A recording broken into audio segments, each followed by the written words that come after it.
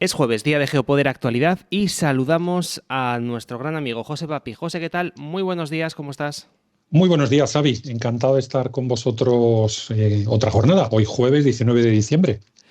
Un jueves en el que nos vamos a ir a tres puntos calientes de la geopolítica mundial. Nos vamos a ir de vacaciones, no lo sé, porque estamos ya casi en fiestas navideñas, pero nos vamos a hacer un viajecito hasta Siria, otro hasta Estados Unidos, y el primero lo hacemos aquí cerquita, en nuestro país vecino en Francia, porque François Bayrou, que no aprenderé jamás a pronunciar el francés como Dios manda, pues tiene problemas ya para formar gobierno, José. Sí, tiene problemas, como no podía ser de otra forma, porque tiene una situación muy complicada. Es decir, tiene que equilibrar el conseguir que Le Pen acepte el gobierno que proponga y los presupuestos que proponga, y tiene que conseguir que por lo menos el ala moderada del Frente Popular, es decir, el Partido Socialista, también se le pongan de cara. Y todo eso, evidentemente, depende muchísimo. Fijaros que viene de la dependencia que él tiene con estos y estos, ¿qué es lo que le van a pedir? Le van a pedir ministros y les van a pedir que los ministros que se nombren pues les parezcan bien y apunten en la buena dirección. De momento, a la hora que estamos grabando, todavía no hay la lista de ministros. Se la llevaba pidiendo Emmanuel Macron desde hace ya bastantes días. Se hablaba de que iba a estar disponible el martes. Estamos a jueves y todavía no se tiene en la mesa. Hoy hay una reunión con casi todos los grupos políticos, no con todos, pero con casi todos los grupos políticos en Matignon, el Palacio de Matignon, que es donde está el primer ministro en Francia. Y por lo menos sí que se ha filtrado que Marine Le Pen dice que las conversaciones con él son más positivas. Es lo único que sabemos hasta este momento, que las conversaciones con él han sido más positivas, que les gusta a los de Marine Le Pen y Jordan Bardella esto de que el tío diga que va a tener reuniones periódicas, que se quiere ver con ellos, que quiere que haya un diálogo continuo y que esto lo ve mejor. No lo dice así literalmente, lo digo yo, pero viene a decir algo así como que Michel Barnier era muy altanero y él iba a la suya y no nos convocaba con el cariño que nos tenía que convocar. Y en consecuencia, pues claro, se lo cargaron al final y hicieron pinza con la izquierda. Esto es todo lo que sabemos, que debe estar complicada la cosa porque Manuel Macron dijo que el martes ya le tenía que pasar la lista de los posibles ministros y no se lo ha pasado todavía a jueves por la mañana, pero ya vemos ese pequeño guiño de Marine Le Pen diciendo que las conversaciones son mucho más positivas que las que había con Michel Barnier. Vamos a ver. Bueno, pues de Francia nos vamos hasta los Estados Unidos, si te parece, José, porque hay un lío en el Senado, ahora que llega el momento de nombrar a Donald Trump. En apenas unas semanas lo tendremos ya en la Casa Blanca, el 20 de enero, será cuando oficialmente coja el bastón de mando, pero tenemos ya líos y el primero de ellos, como decía, era en el Senado porque los senadores demócratas están pidiendo que se elimine el sistema del colegio electoral, el sistema actual para elegir presidente en los Estados Unidos, el sistema electoral actual para elegir el presidente. Es un sistema curioso, es un sistema que tenía sentido, es verdad, hace pues unos siglos, ¿no?, cuando comenzó la democracia en los Estados Unidos, pero opinan que está obsoleto. Y claro, lo que hay de fondo aquí, José, es que se han dado cuenta que con este sistema no vuelven a ganar unas elecciones ni a tiros. Aunque en el fondo de la cuestión quizás tenga razón y sea mucho más justo un sistema de circunscripción única para elegir al presidente del gobierno, lo cierto es que no lo dicen por eso, sino porque se las ven venir. Sí, sí, así es, y eso que en esta ocasión han perdido los demócratas tanto el colegio electoral como eso que se llama el voto popular, ¿no? Están pidiendo a la cara un cambio constitucional. Fijaros que, Xavi, qué expresiones llegan a decir. Dicen que es una invención del siglo XVIII que le quita el poder a millones de norteamericanos, que es una institución pasada de moda, que los votos no han de depender del territorio donde resida uno, etcétera, etcétera. Es decir, se quiere encargar algo que era muy tradicional, que tiene un origen como que es el que tú estás comentando, ¿no? En el pasado, pues claro, era muy complicado el que pudieran llamarse por teléfono, enviarse un fax o un email, ¿no? Y tenías que mandar de tu estado, que estaba varios días de viaje a caballo, ¿no? Tenías que enviar a tus representantes para que votaran a la elección del presidente en Washington. Claro, esto tomaba su tiempo, tomaba sus complicaciones y demás, ¿no? Entonces, es verdad que se ha mantenido esta tradición. La Constitución americana pues, es una constitución muy diferente a todas estas constituciones que no paran de otorgar derechos que tenemos en otras partes del mundo. Allí es mucho más el hacer el balance de poder, el equilibrio de poder y poner las reglas de juego y poco más. Y bueno, esto es un ataque frontal a lo que es la República Constitucional norteamericana. Vámonos nosotros, que nos gustan siempre los números, a las métricas. El hecho de que el colegio electoral no lo haya ganado el presidente que al final ha sido, y porque el voto popular lo ha ganado el candidato que ha perdido, esto solo ha pasado 5 veces en la historia de las elecciones norteamericanas y llevan 47 elecciones presidenciales. Solo ha pasado 5 veces. Lo que ocurre es que ha pasado 2 veces en los últimos 25 años. Una con Trump, de hecho. La primera vez que Trump fue elegido no ganó el voto popular.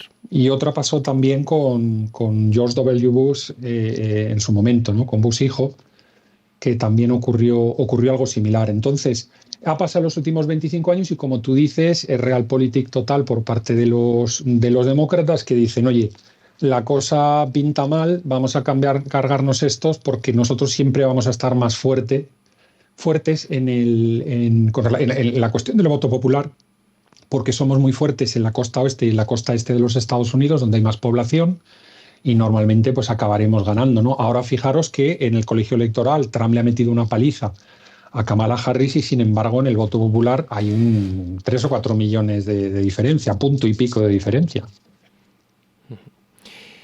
Pues lo que tú has dicho, José, realpolitik total. Curioso siempre que lleguen este tipo de mensajes cuando le interesa a uno y, bueno, cuando han pasado tantos siglos no parece haberle preocupado, ¿no?, estas supuestas injusticias al Partido Demócrata. En fin, insisto, probablemente sea mucho más justo, ¿no?, una circunscripción única. De hecho, yo recuerdo cuando hablábamos con Antonio García Trevijano de esta cuestión que nosotros para España lo que planteábamos era una circunscripción única, ¿no?, como método más justo, más... Para el presidente del gobierno. Para el presidente del gobierno, efectivamente. No para los diputados. Para los diputados hablamos de diputado de distrito, pero bueno, estamos hablando del Ejecutivo. Exactamente. En fin, he dado por hecho quizás algo que no tenía que haber dado por hecho, pero bueno, está bien hacer el matiz. Pero bueno, en fin, siempre cuando se plantean estos cambios es cuando le interesa a un partido por pura realpolitik y no por una cuestión de valores, ni mucho menos, ¿no?, que es siempre lo triste de este tipo de cuestiones.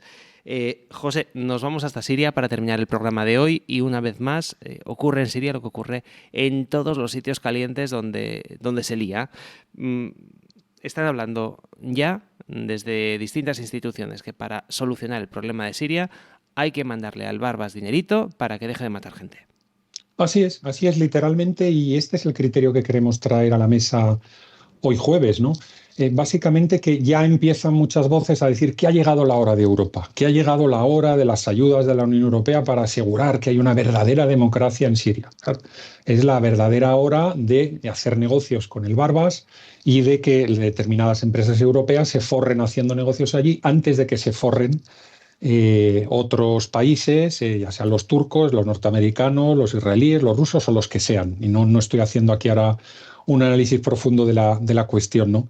Los europeos pintan poco allí, pintan muy poco, y eso es lo que hay, ¿no? Yo creo que al final los sirios pintan más en la Unión Europea que los europeos pintan en Siria. Pongo un ejemplo muy, muy sencillo. ¿Sabéis cuántos doctores sirios hay, por ejemplo, ahora mismo en el sistema de salud público alemán? 6.000. Qué barbaridad. El 75% de ellos en una encuesta han dicho que se volverían a Siria si Siria se estabilizara, ¿no? Se volverían a Siria a trabajar y que quieren volver a su país. Bueno, ¿qué le pasa al sistema público alemán? Que se cae. Entonces, fijaros, y esto no añadimos, claro, evidentemente que también hay una inmigración mal adaptada, mal integrada, que también viene en ese país y que hay mucha gente que se quiere quitar de en medio, no porque lo digamos nosotros, no porque lo diga la fachosfera ni nada de esto, sino porque lo han anunciado ahora mismo. Creo que van 7, 8, 9 gobiernos europeos, empezando por los austríacos, que ya están organizando deportaciones en masa, ¿no?, de sirios de vuelta a su país. Pero hay muchos más países, los italianos, los holandeses, los belgas, etcétera, que ya han anunciado, los daneses, que se quieren quitar de en medio a todos los solicitantes de asilo sirios, porque ahora, como se va a vivir muy bien con este hombre, con Al-Yulani, pues que no hay que preocuparse. Esto me recuerda, haciendo un poquito una mirada al pasado, me recuerda a lo que se decía en su momento con relación a Yugoslavia. Fijaros que en Yugoslavia al final tuvo que venir la OTAN, tuvieron que venir los norteamericanos. Aquello no terminó bien, ¿eh? No terminó bien para nada. Y de hecho, a ver si me acuerdo del nombre, porque esto sabes que nosotros no cortamos, nosotros no vamos de youtubers, nos equivocamos de cuando en cuando, pero creo que el presidente del Consejo en su época era Jack Post. Y Jack Post en su momento dijo que es el momento para que Europa tome su posición en el debate mundial y seamos líderes mundiales y tal y cual. Y empezó con cosas de estas que tenían que ver con dinerito. Al final, ¿qué es lo que ocurrió? Nada, lo que tú has dicho, acabó muy mal, tuvo que venir la OTAN y sobre todo tuvieron que venir los Estados Unidos de América a poner paz y a tratar de que la cosa se calmara.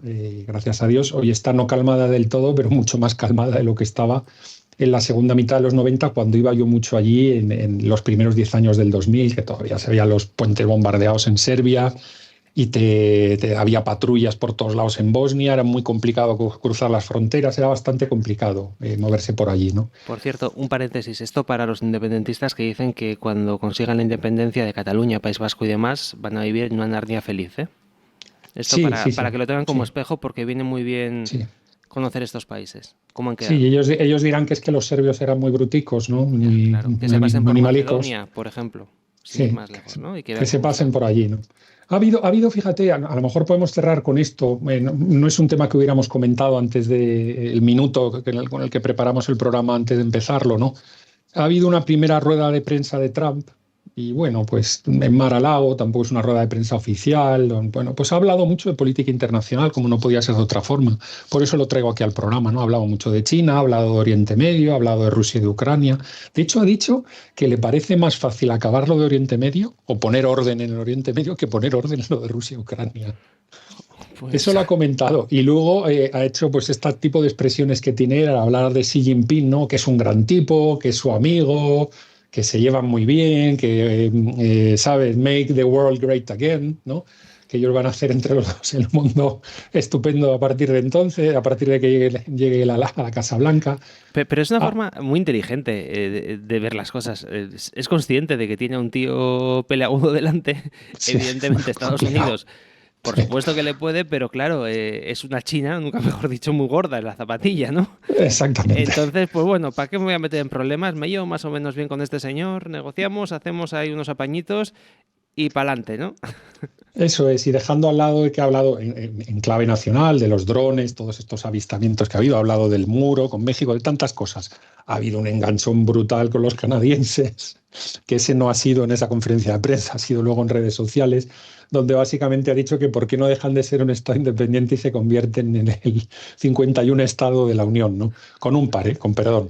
Bueno, pero dejando todo eso a un lado, Nos vamos a divertir los próximos 4 años, José. Pero de verdad, pero de verdad. Pero sí comentar que la rueda de prensa ha tenido mucho de geopolítica. Es por eso que traemos el criterio a la mesa en el programa de hoy. Pues con este último criterio vamos a cerrar el programa, José. Mañana volvemos con un programa espectacular sobre el apocalipsis de la Unión Europea. Lo hacemos como todos los viernes encerrado para nuestros suscriptores. Sí, he dicho bien, apocalipsis de la Unión Europea. Así se va a llamar este programa en el que vamos a traer números que les van a dejar boquiabiertos, pero eso será mañana en nuestra plataforma en geopoder.net. José, gracias como siempre por este tiempo que nos has dedicado y mañana pues volvemos a estar juntos, que yo también tengo muchas ganas de escuchar estos criterios que nos vas a ofrecer para el programa del viernes.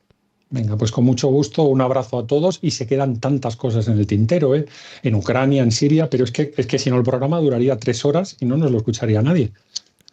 Pues mañana más y mejor, José. Un abrazo. Feliz Un jueves. abrazo, un abrazo.